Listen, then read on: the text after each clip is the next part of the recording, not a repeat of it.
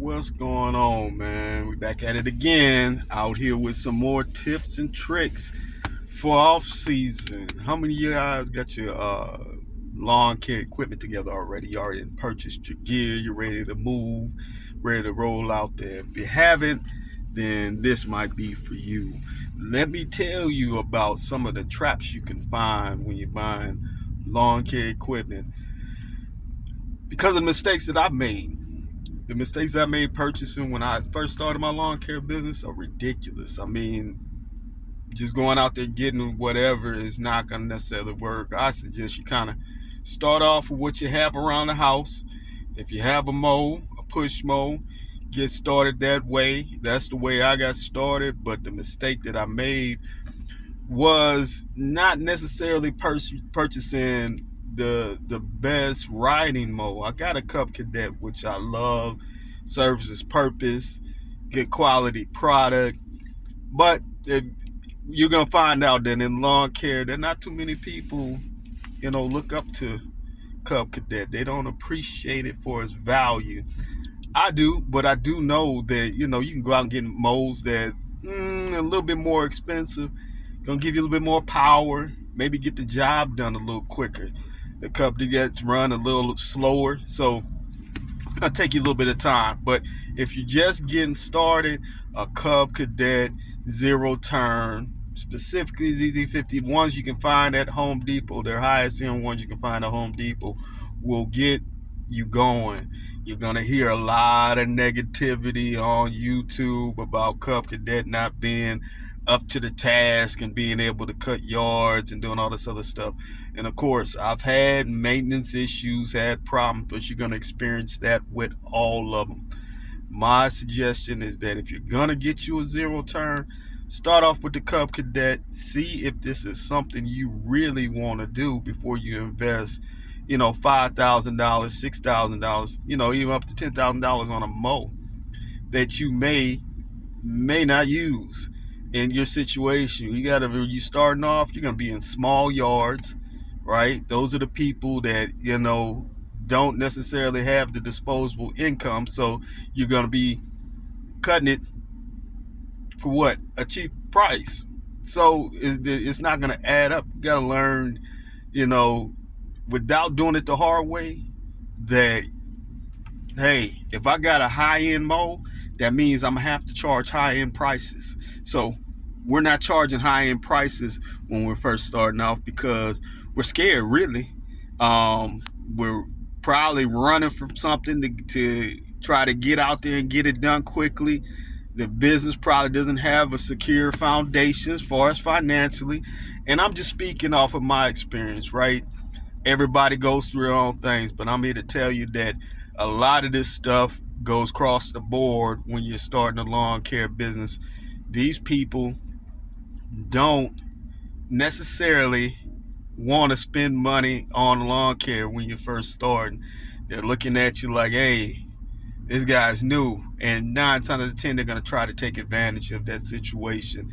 So we got to kind of fend ourselves off with purchasing the right equipment until we're able to get in a space and place where we can get those higher end customers, the ones who have the disposable income and don't mind paying for good quality lawn care service. Equipment. Let's move on to the blowers. Backpack blowers versus whether you should just have a handheld blower. I've been making it fine the last 3 years with a regular handheld blower, but I can tell you that, of course, a backpack blower is going to give you a little bit more convenience as far as being able to get around and not having, that weight in your hand. And it's also going to probably work a little bit quicker and get the job done for you. So I would recommend an Echo blower in that case. Just something small to get started. And do not get yourself in a bind buying high-end equipment. That's going to really be the message of this video. I'm going to give you some recommendations as far as what I think will work for you. But as far as the blower is concerned, that's what I would go with. An Echo blower. Keep it simple. Handheld blower. Starting off your business. Let's talk about trailers. Massive mistakes can be made when purchasing trailers. Out of all the equipment that I've purchased, I would probably say that was my worst decision in purchasing a trailer from Home Depot. Yeah, their store brand that you can see anywhere.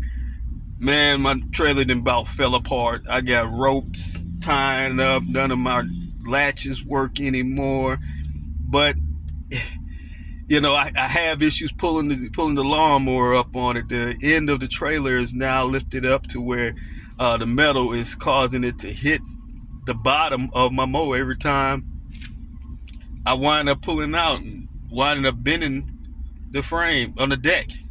Right? So those are things that, will slow you down.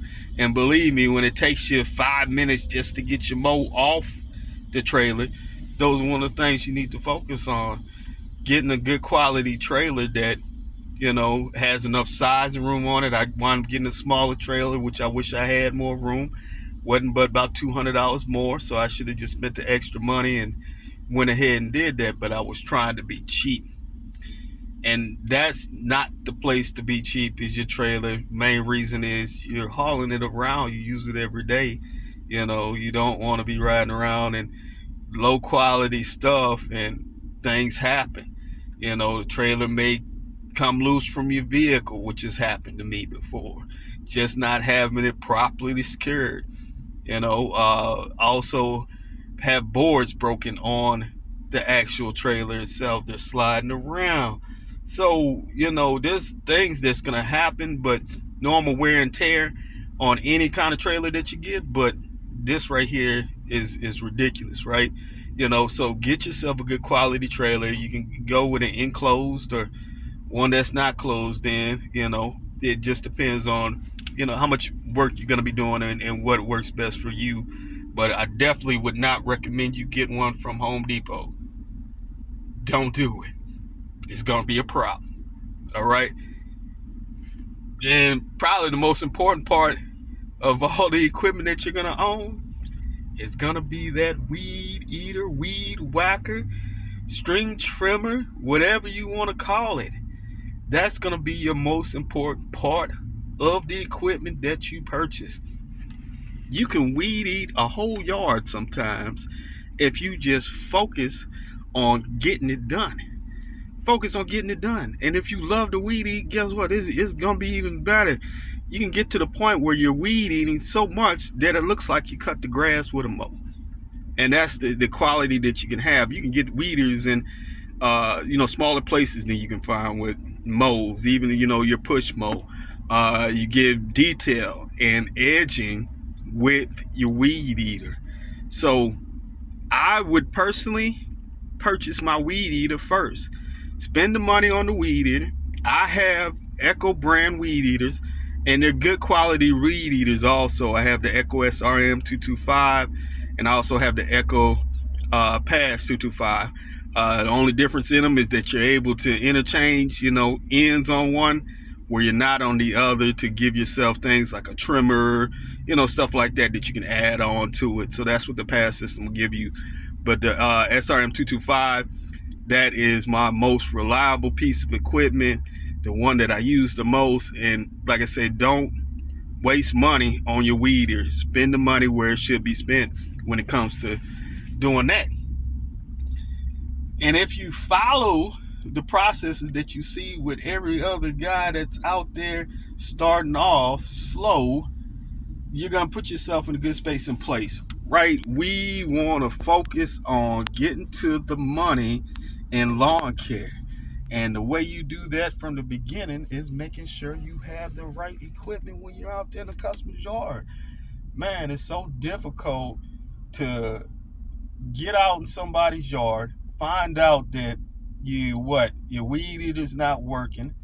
Now, if you only have one, oh, by the way, it's also crucial that you have your two weed eaters just in case one breaks down, right? So spend the money on your weed eaters. Make sure you're giving quality service with it.